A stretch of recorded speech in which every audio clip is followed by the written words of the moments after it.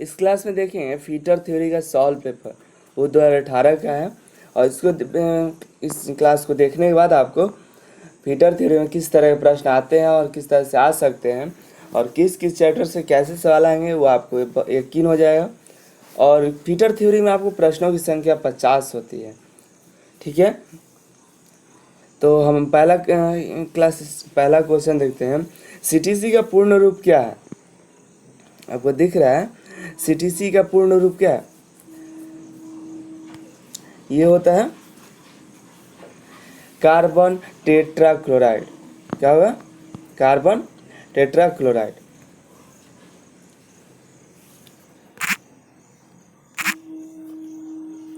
Next है किस प्रकार की चूड़ी का उपयोग बेंच वाइज के स्पिंडल में किया जाता है?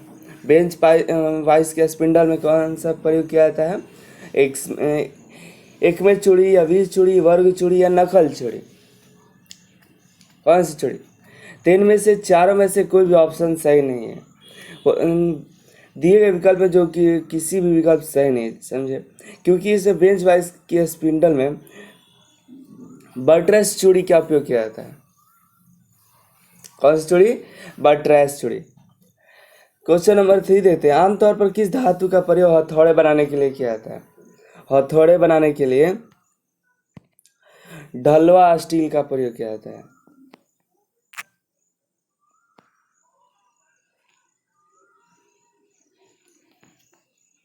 ठीक है।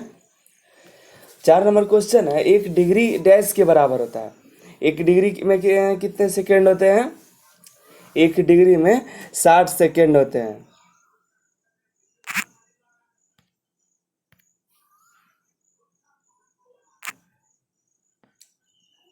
ऑफसेट अस्क्राइबर का प्रयोग डैश के लिए किया जाता है।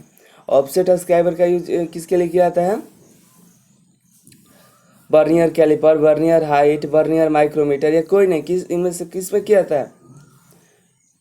वर्नियर हाइट या वर्नियर गेज के लिए किया जाता है। किसके लिए? वर्नियर हाइट या वर्नियर गेज, दोनों में से कोई भी बोल सकते हैं। निम्नलिखित में कौन सी एक प्रकार की छेनी नहीं है?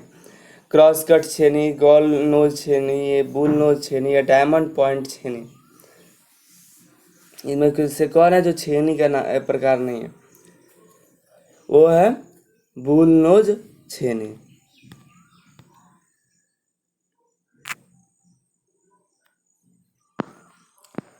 पर्शियन ब्लू क्या है? 7 है। पर्शियन ब्लू क्या है? मार्किंग औजार है, मापने वाला औजार है, मार्किंग मीडिया है या ये सभी हैं? ये है मार्किंग मीडिया। क्या है? Marking media. डेटम लाइन को डैश के नाम से भी जाना जाता है। डेटम लाइन किससे जाना जाता है? संदर्भ लाइन के नाम जाना जाता है। डेटम लाइन को संदर्भ लाइन भी कहा जाता है। आउटलाइन, सेंटर लाइन, इनमें से कोई नहीं, ये सब गलत है, सिर्फ संदर्भ लाइन बोला जाता है। ठीक है। 9 है। वी ब्लॉक डैश के बने होते हैं। बंद ग्रेन ढलवा लोहे या एल्युमिनियम या मृद स्टील या इनमें से कोई नहीं। किसमें? बंद ग्रेन्ड। 9 ए। स्क्राइबर का बिंदु कोण डैश होता है? 60 डिग्री पर, 12 से 15 डिग्री, 5 से 6 डिग्री या इनमें से कोई नहीं। किस पे? फास्ट कीजिए, फास्ट। इसमें होता है 12 से 15 डिग्री पर। किस पे? 12 से 15 डिग्री। ठीक है। स्क्राइबर की बिंदु कोण 12 से 15 डिग्री पर होती है। रेती का वर्गीकरण डैश के आधार पर किया जाता है। रेती का वर्गीकरण किस पे किया जाता है? रेती के चैप्टर में रेती पढ़े होंगे, पूरा विवरण दिया गया है रेती के बारे में। वो है कोण के आधार पर। किसके आधार पर? कोण के आधार पर। रेती का वर्गीकरण किया गया है कोण के आधार पर, न कि ग्रेड, आकार, कट के आधार पर, कोण के आधार पर किया गया है। किस गुण के कारण एक धातु को तार में खींचा जाता है? कौन सा ऐसा गुण है बताइए? तार में किस गुण के कारण एक धातु का कौन सा गुण है जो तार में खींचा जाता है?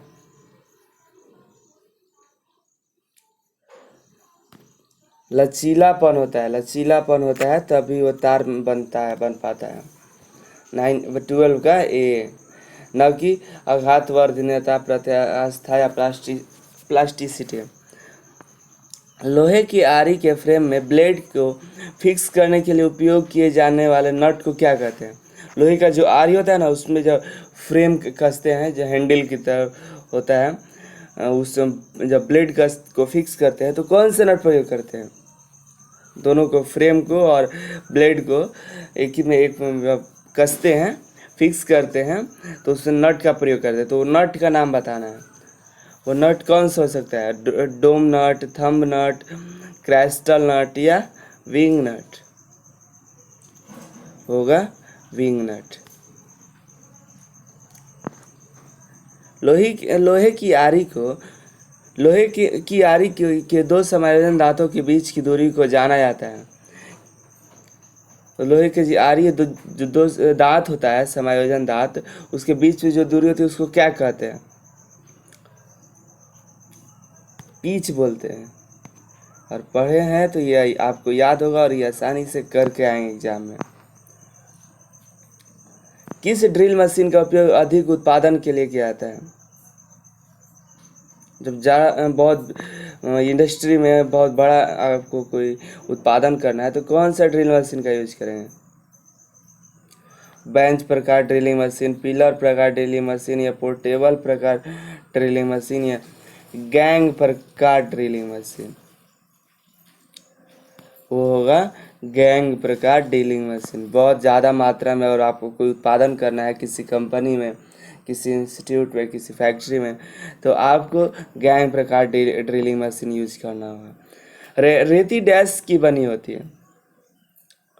स्टेनलेस स्टील, मृदी स्टील या उच्च कार्बन स्टील या इनमें से कोई नहीं। ये बना होता है उच्च कार्बन स्टील का। रेती उच्च कार्बन स्टील का बना होता है। इसे आप अपने कॉपी में नोट कर सकते हैं। सभी क्वेश्चंस को या पीडीएफ आपको प्रोवाइड कर देंगे, उससे भी डाउनलोड करके आप अब अपना प्रैक्टिस भी कर सकते हैं और देख सकते हैं किस तरह क्वेश्चन, और अपने से बना के ट्राई कर सकते हैं। एनविल की चोंच की आकृति डैश के समान होता है? एनविल देखिए, एनविल का जो चोंच होता है वो किसके समान? ऊँट के या हाथी या गाय के सींग या तितली के भांति किसके जैसा होता है एनविल?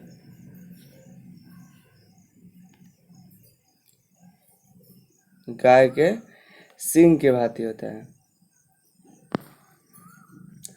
सोल्डरिंग आयरन का हेड डैश का बना होता है? ढलवा लोहा, मृद स्टील, तांबा या टीन? ढलवा आयरन का हेड, आगे का जो पोर्शन है वो किसका बना होता है? ढलवा, मृद स्टील, तांबा या स्टील टीन किसका? तांबे का बना होता है।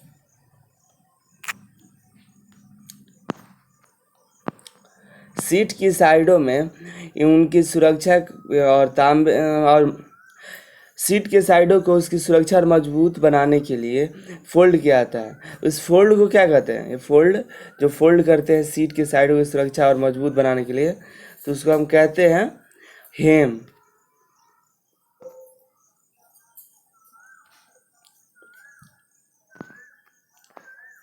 ब्रेजिंग की फिलर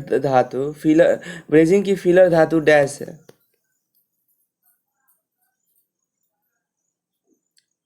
20 कौन सा है आंसर? शोल्डर, स्प्लिटर या ये भी दोनों या इनमें से कोई नहीं। ब्रेजिंग की फिलर धातु स्प्लिटर है। क्या है? स्प्लिटर। धातु सीट की मोटाई किस गेज से नापा जाता है? किसी भी धातु की जो सीट की मोटाई होगी उसकी गेज किस गेज से नापेंगे? गेज कई प्रकार के होते हैं, उनमें से किस गेज का उपयोग करेंगे जब हमें धातु शीट की मोटाई नापनी हो? Snap gauge, feeler gauge, wire gauge है, इनमें से कोई नहीं। तो हम यूज करेंगे वायर गेज का।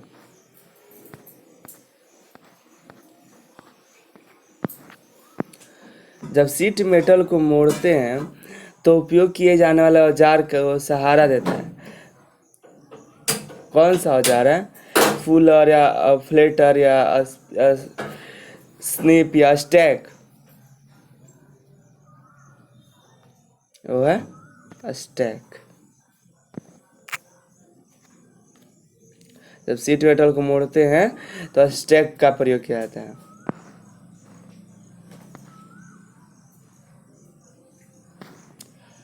स्नैप हेड रिवेट की लंबाई निम्न सूत्र से ज्ञात किया जाता है। स्नैप हेड रिवेट की लंबाई ज्ञात करने हो तो क्या कौन सा सूत्र यूज करेंगे? L equal to T plus 1.5D।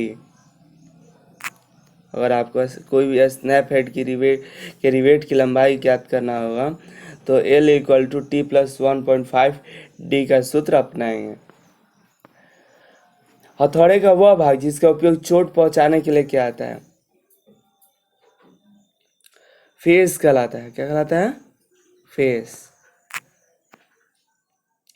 हथौड़े का वह भाग जिसका प्रयोग चोट पहुंचाने के लिए किया जाता है वह फेस कहलाता है।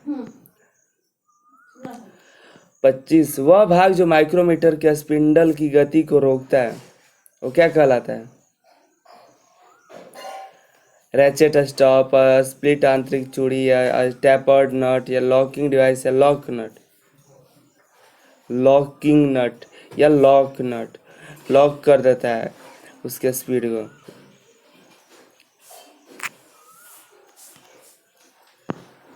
वर्नियर कैलिपर के निर्माता पियर वर्नियर निम्न में से किस देश में से संबंधित है? पियर वर्नियर किस देश से है? इटली, जर्मनी, फ्रांस या इनमें से कोई नहीं। तो वो है फ्रांस के।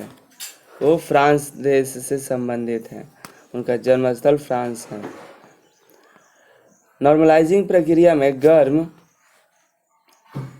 स्टील निम्न में से ठंडी हो जाती है। निम्नलिखित में से ठंडी हो जाती ठंडी की जाती है, बताइए। नॉर्मलाइजिंग प्रक्रिया में गर्म स्टील निम्नलिखित में से ठंडी की जाती है। किस पे की जाती है? और ठंडी करना हो तो कैसे यूज करेंगे? ऑयल में डुबाकर, कमरे के तापमान के स्थिर वायु में रखकर या ठंडे वायु को छोड़कर पानी में डुबाकर। वो होगा कमरे के तापमान पर। ठीक है। नॉर्मलाइजिंग प्रक्रिया में गर्म स्टील को ठंडा करने के लिए कमरे के तापमान को स्थिर वायु में रखना होगा। 28 है बेंट स्निप का उपयोग डैश के लिए किया जाता है? बर हटाने के लिए या सीट पर छिद्र बनाने के लिए या सीट मोड़ने के लिए, वक्रीय रेखा के साथ सीट काटने के लिए, किसके लिए किया जाता है बेंट स्निप का? वो है वक्रीय रेखा के साथ सीट हटाने का, सीट काटने का। यही यूज होता है बेंट स्निप का। कौन सा रिवेट मुलायम धातु जैसे चमड़े, प्लास्टिक आदि की रिवेटिंग करने के लिए उचित होता है?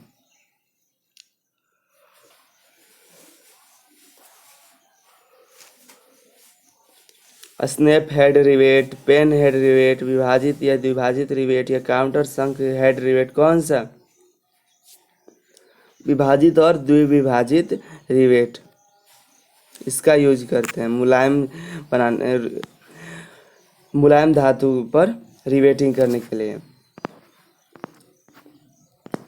किस डिवाइस का उपयोग फोर्जिंग में किया जाता है?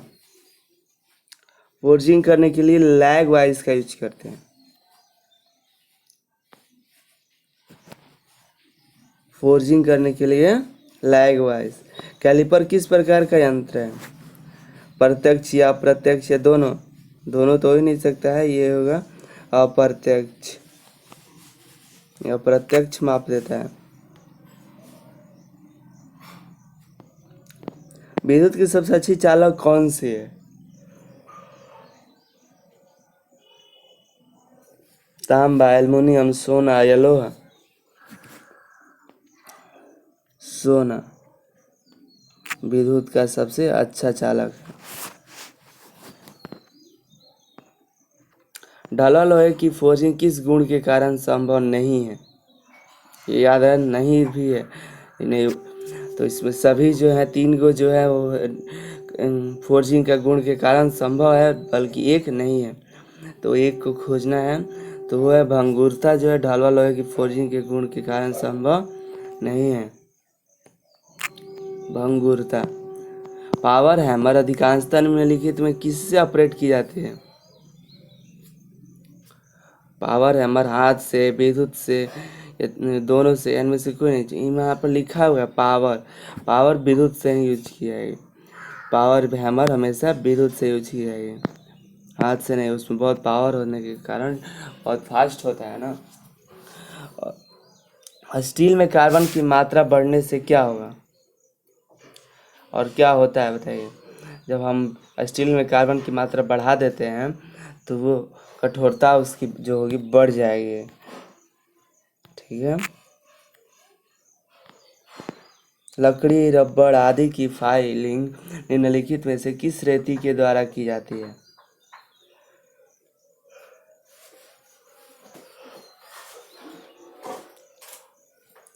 अक्रिय रेती, सिंगल कट रेती, डबल कट रेती, रैसप कट रेती, किसमें क्या आता है? ये होगा रैसप कट रेती। लकड़ी रबड़ की फाइलिंग हम रैसप कट रेती में करते हैं। रैचेट स्टिक का उपयोग कब किया जाता है? रैचेट स्टिक का उपयोग क्यों किया जाता है? डैश किया जाता है रिवेटिंग के लिए या फ्लेजिंग करने बनाने के लिए, सीट फोल्डिंग करने के लिए, इनमें से कोई नहीं। कब किया जाता है? सीट फोल्ड करने के लिए। जब हमको सीट को फोल्ड करना होगा तो हम रैचेट फोल्ड का यूज करेंगे। एक क्वेश्चन पीछे भी देखे थे, उसमें भी ये यूज किया गया था, तो इसको याद रखिए, बहुत ही लगता है इम्पोर्टेंट है। रेती की पिनिंग को डैश से हटाया जाता है। रेती पर जो पिनिंग होता है उसको हटाने के लिए हम क्या करेंगे? रेती कार्ड, रेती हैंडल, रेती ब्रश या ट्रेसर, किससे हटाएं? रेती कार्ड होता है जिससे हम रेती की पिनिंग को हम हटा सकते हैं। रेती कार्ड होता है, याद कर लिए। रेती पिनिंग को हटाने के लिए रेती कार्ड का उपयोग करते हैं। 39 पे चलते हैं। वाइस को मुलायम जौ क्यों उपयोग किया जाता है? हम क्यों मुलायम जौ ही यूज करते हैं वॉइस में? फिनिश्ड सरफेस की सुरक्षा करने के लिए, वॉइस के जबड़े की सुरक्षा करने के लिए, जॉब को अधिक मजबूती प्रदान करने के लिए, या रेती की सुरक्षा के लिए। हमको किस कारण से हमें मुलायम जॉब उपयोग किया जाता है बताइए? हम क्यों करते हैं? तो फिनिश्ड सरफेस की सुरक्षा के लिए। इसके लिए फिनिश्ड सरफेस की सुरक्षा करनी होगी ना, तभी इस फिनिश जॉ सरफेस की सुरक्षा के लिए हम मुलायम जॉ का यूज करते हैं। ठीक है। क्वेश्चन नंबर 40 है, डैश चिन्ह के लिए डैश चिन्हन करने के पहले का प्रयोजन पर्पस रखना चाहिए। तो चिन्ह करने के पहले क्या पर्पस रखना चाहिए? 40 में बताइए। ऑप्शन है आपका संदर्भ, सेंटर, पैरामीटर या आंतरिक। यह है संदर्भ बिंदु चिन्ह करने के लिए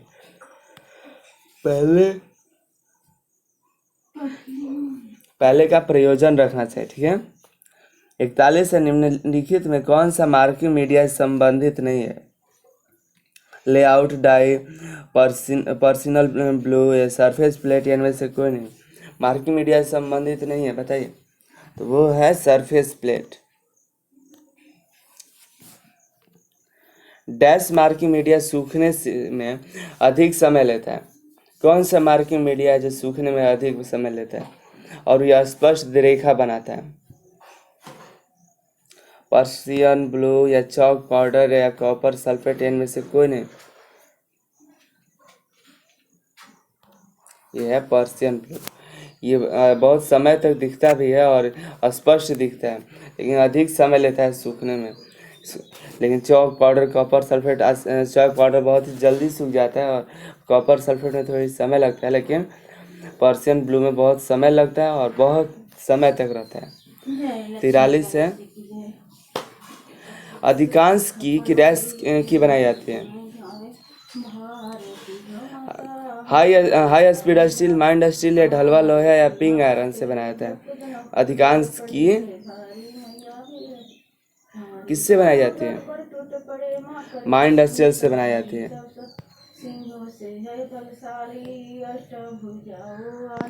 किसी माइक्रोमीटर की ऋणात्मक त्रुटि 0.03 होती है यदि माइक्रोमीटर 40.53 mm की रीडिंग देता है तो माइक्रोमीटर की सही से रीडिंग क्या होगी? तो देखिए, धनात्मक त्रुटि 0.03 है और रीडिंग जो है 40.53 है, और हम दोनों को जोड़ देंगे। धनात्मक में है, ऋणात्मक में होता तो घट जाता, और त्रुटि प्लस में है तो ये जो रीडिंग भी होगा प्लस में देगा, तो जोड़ेंगे तो 40.56 होगा माइक्रोमीटर की रीडिंग, सही से रीडिंग। तो इसमें ऑप्शन क्या है? बी है। हाँ, बी, ऑप्शन बी जो है करेक्ट है। वर्नियर डेप्थ प्रोडक्टर की सहायता से कोई कोण एक डिग्री के डैश की सटीकता तक मापा जा सकता है। 10वें भाग, 12वें भाग, 9वें भाग या चौथे भाग? हेलो,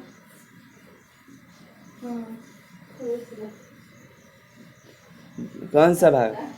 12वें भाग।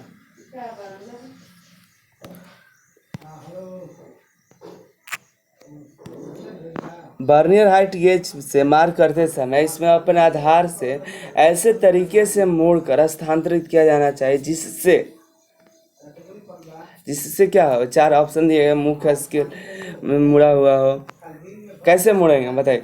लिखा हुआ है क्वेश्चन, वर्नियर हाइट गेज से मार्क करते समय इसे अपने आधार से ऐसे तरीके से पकड़कर स्थानांतरित किया जाना चाहिए जिससे मुख्य स्केल मुड़ा न हो, शून्य त्रुटि या मुख्य स्केल पर त्रुटि न हो, या मुख्य स्केल मुड़ा हुआ न हो, या ऑफसेट स्क्राइबर पर आधार सरफेस प्लेट के समानांतर हो। तो बताइए ऑप्शन कौन सा है इसमें? आपको कौन सा क्वेश्चन भी देख लीजिए,